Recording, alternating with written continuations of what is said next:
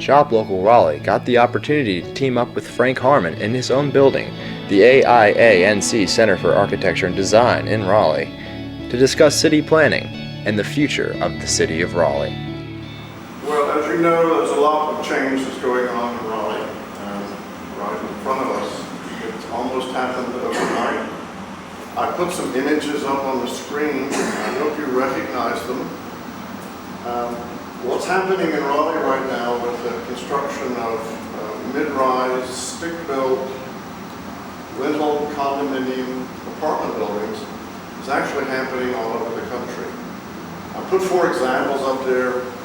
Actually, only one of them is in Raleigh, but they could be anywhere. They could be in Seattle, they could be in Atlanta, they could be in Charlotte, or they could be in Massachusetts. That's actually where these are from. What's significant about these buildings is that they're largely for a millennial or retired population. They don't serve families, and they're almost always accessed by cars, usually cars that are parked somewhere in the center of the building. So there's very little contribution to the street, as you can see. If you notice from these images, there's almost nothing happening on the street. Since you all are about shop local and businesses, you know how important a healthy street life is. The buildings are being built this way because of a change in the building code. 15 years ago, the 2000 building code allowed for the first time multi-story stick frame construction, which is much less expensive to build than other types of construction.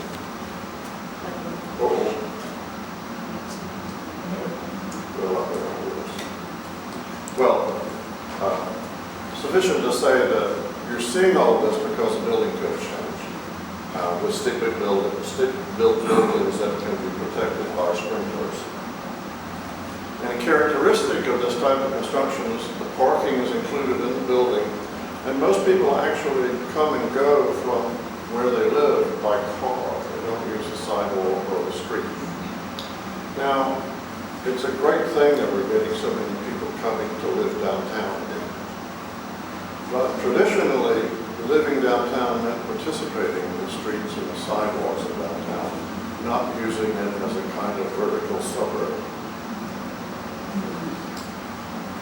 What have other cities done about issues like this?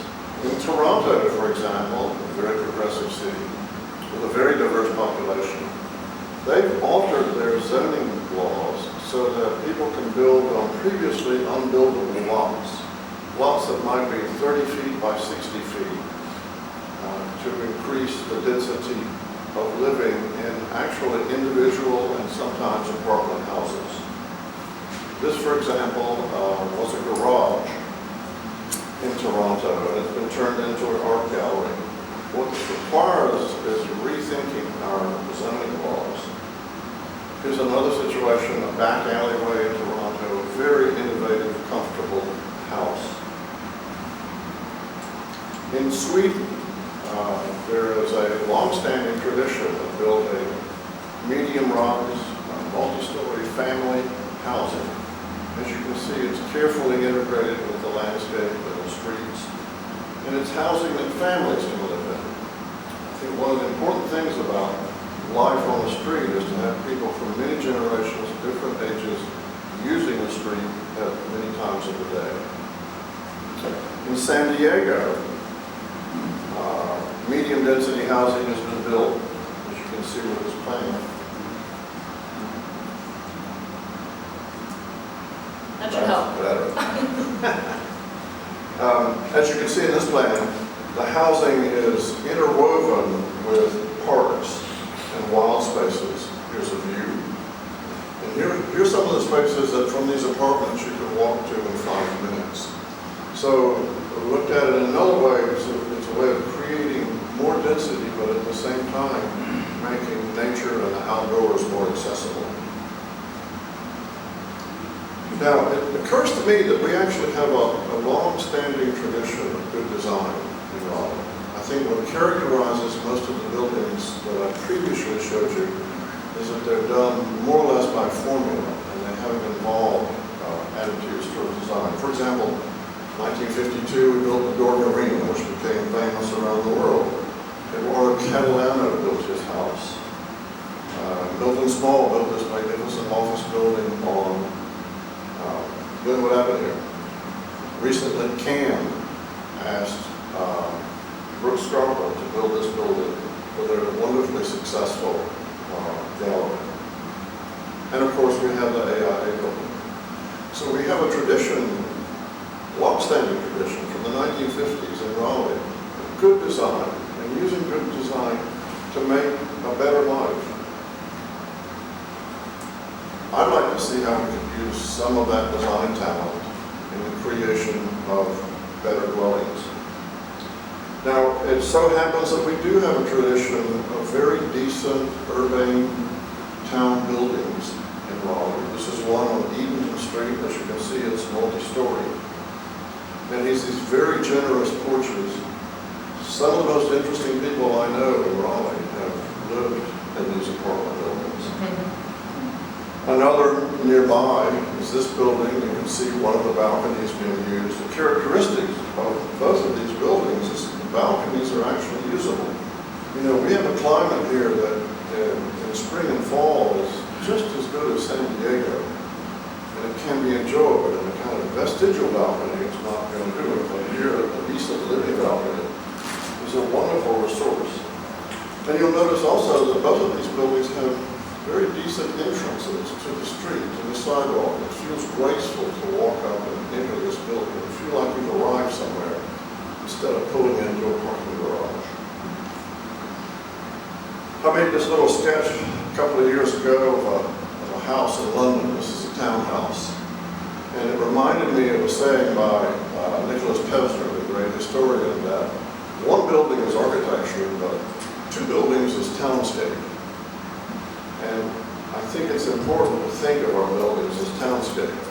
This particular house is actually in this square. It's one of about 60 houses in this square. So not only is it a dwelling place, but it adds to the fabric of the city. And indeed, it's the housing that we build in our streets that forms the fabric of our city. As important as our businesses are and our cultural institutions, it's the people living there and the fabric of their housing that make a decent city.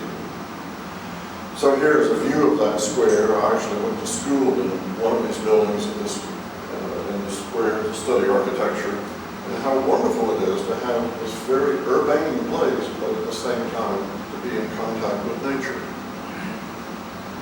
Now that might seem like it's 3,000 miles away, but we actually have very decent projects here in Raleigh that do the same thing. This is Grocery Gardens on Hillsborough Street. It's now a historic listed building.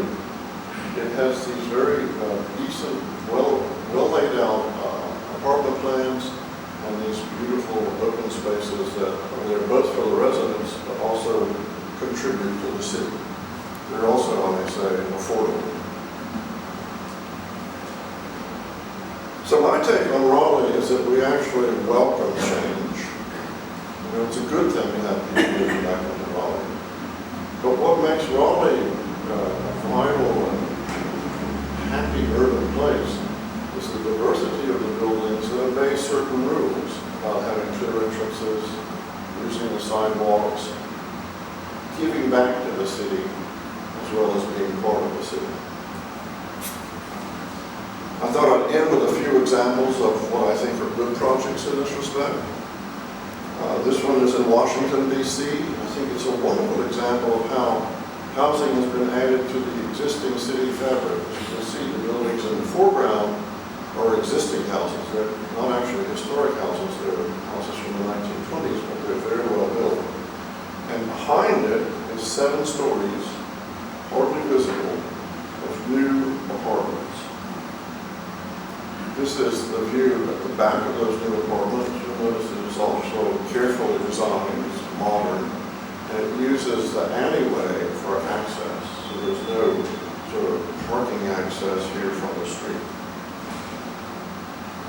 Here's another example in Washington of a building, of an apartment building that's on 2 different streets. One of the streets has mostly yellow brick buildings similar to the ones I showed you in Raleigh on Edenton Street, with central entrances and large balconies. So the the building on the upper left is the new building, and here's a view of that building. The other street is made of red brick, similar dwellings, and so they've changed the brick so that it becomes a good companion to the buildings on either side of it. Another thing you'll notice about this building is the architect's been careful with materials. The materials reflect the surrounding neighborhood. The massing of the facade tells us about the organization of the units inside. It's not laid over like wallpaper. And you'll also notice that the top has been set back to create a terrace, so the building in effect has a cornice line similar to some of the more traditional buildings in that area. Now, details like this, they're not expensive. They just require a little imagination, thought, and a commitment to make a building that's part of the city and gives back to the city. Here's another view of that building, and another thing I wanted to point out, which is that the parking, which is accessible from the alleyway, not from the street, is actually underground. And that people leave the parking and come to the street to enter the building. Here's a view from the top. Another great asset we have in Raleigh is our views of the distance. It might be possible to think of these buildings adding to the skyscape of Raleigh as well as the townscape. And here's an apartment. I think another important thing is to have dwelling places. Let's hear it for that. That's for you. Well, anyway, I was going to say, another really key thing is, let's design some nice modern apartments, not a bunch of little rooms, but apartments that open out to this magnificent landscape that we have in Raleigh. Here's another example that I like. It's by Larry Scarpa, who designed CAM.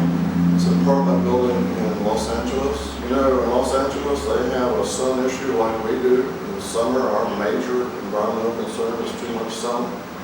So Larry designed this building with a series of folding screens made out of a readily available metal grating, so that when it gets really hot, it can be closed down, but you can still see through it, and it's still a nice contribution to the street. Here's a building in Seattle by Tom Kundig. We're mostly building apartments in Raleigh, but I think we have a need for creative loft-type spaces. A significant thing about this building, if you look at the next image, is that the walls open up. So each of the apartments can actually open to the outside. When they are closed, here they are open, when they are inside.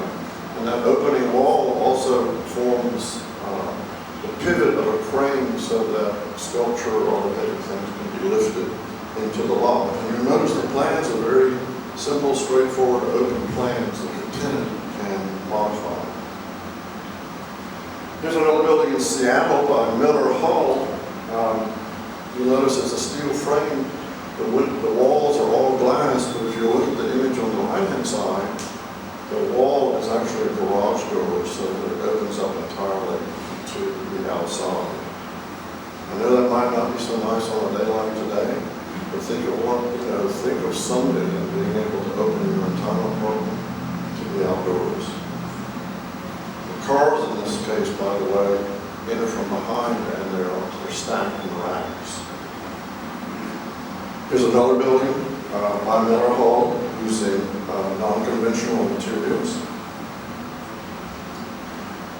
Last year, we have a group sponsored here by the AIA called Activate 14. And we sponsored a competition for microhousing in Chapel Hill. We think there's a great need for small dwellings, 800 square feet, where people can both live and work or start a business. And so we held this competition for a piece of land that was 16 feet wide and 400 feet long outside the Rosemary Street parking garage. You may know it. It's a pretty grim sight. But it turns out that a place like Raleigh has about 15% of its ground area in leftover pieces of land that are too small to build on. Well, here's a chance to use some imagination. So this is one of the projects we got over 60 entries from all over the world for this design competition. This is one of the entries. I believe Bonner Gaylord was here for the review. This was another. We call this one the Chia Pet. The idea was to cover the entire building with a green screen, plants like our green screen on this building. And this was the winning competition. It actually turned out it was by two people from Raleigh, Jerry and Leonard, and Mary, England, who worked for In Situ Design Studio. And why it won was because we felt it made, we actually didn't know they were from this area, but it made the most decent response to the area with porches and cross ventilation and a good relationship to the street. What we learned from this competition is that we don't have a design problem when it comes to building new, imaginative dwellings. We have a problem of will, we have a regulatory problem, we have other issues, but it's not a design problem. We've got the talent to make a difference. I thought I'd finish with this little sketch I made of a pub in London. My son lives in London, so I go there fairly often. You notice everybody standing outside of the pub. It's not a fire drill. It's Friday afternoon. On Friday afternoon, the last Friday afternoon in London, everybody gets their paycheck. What do you do when you get your paycheck? You go to the pub, you buy a mate pint, and you stand outside. Everybody loves to stand outside. Well, how can you stand outside in one of the biggest cities in the world? They have a very inspired traffic ordinance that anybody who drives into central London during the day has to pay a tariff of £7. That's about $11 to come in and to go out.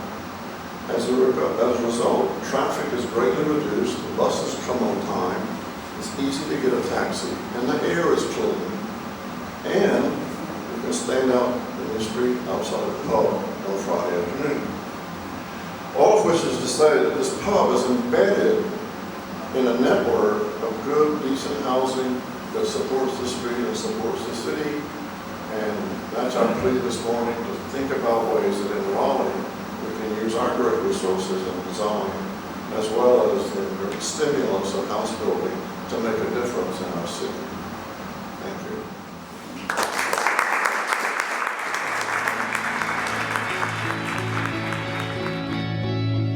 After his talk, there was an open question and answer session for everybody who attended, and there were contributions from both city councilmen, Frank Harmon, and comments from the crowd.